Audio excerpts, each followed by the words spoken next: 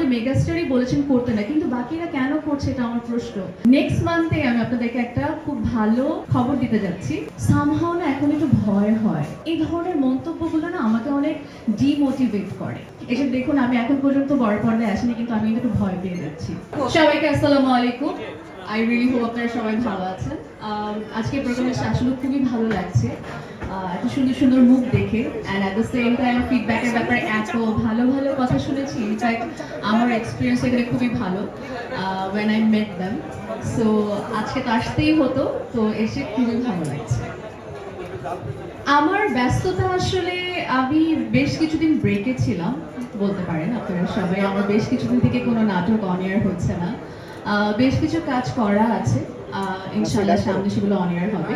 But আমি আসলে একটু ব্রেক নিয়েছিলাম বিকজ আমার কাছে মনে হচ্ছিল যে আমার কাছে নতুন কোনো স্ক্রিপ্ট আসছে না যেটা নিয়ে আমি আসলে আমার দর্শকদেরকে নতুন কিছু উপহার দিতে পারবো।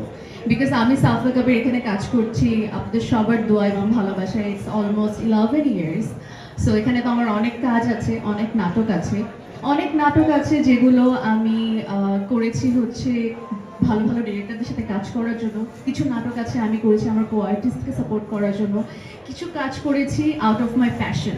আই ওয়াজ ব্লেসড যে আমি এত ভালো ভালো গল্প পেয়েছি এবং ওগুলোতে কাজ করার সুযোগ পেয়েছি। কিন্তু এখন এসে আমার কাছে মনে হচ্ছে এই 11 বছরের জার্নির পর নতুন কোনো গল্প বা নতুন কোনো চরিত্র আমি পাচ্ছি না।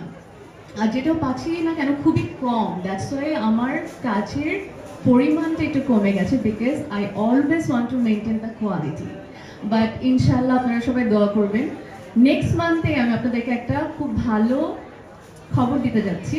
সো আই রিয়েলি হোপ আপনাদের সবার দোয়া আমার সাথে থাকবে, এবং যে নাটকগুলো এখনো অন এয়ার যায়নি খুব শীঘ্রই আপনারা সেগুলো দেখতে পাবেন। বড় পর্দায় কবে আসছি, কবে দেখা যাচ্ছে, আমি নিজেকেও আসলে দেখতে চাই, কিন্তু সামহাও না এখন একটু ভয় হয়।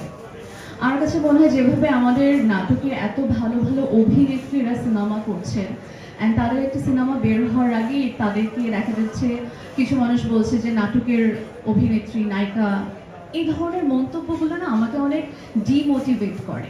সো আই রিয়েলি হোপ আপনারা এটা করবেন না, কারণ আমাদের আর্টিস্টরা তো আসলে এক একটা পর্যায় থেকে আরেকটা পর্যায়ে যেতে চায়।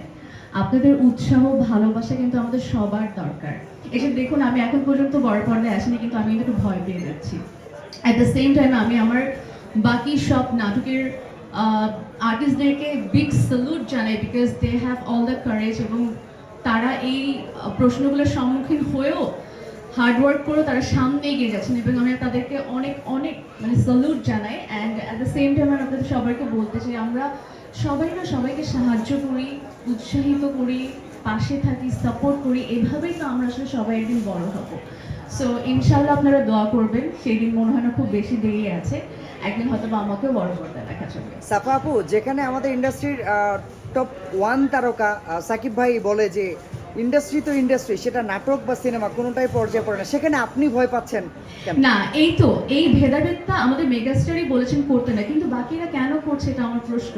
বাট হ্যাঁ, এটা বলছে যে প্রশ্নগুলো শুনলে ভয় লাগে, খারাপ লাগে, এগুলো করা উচিত না।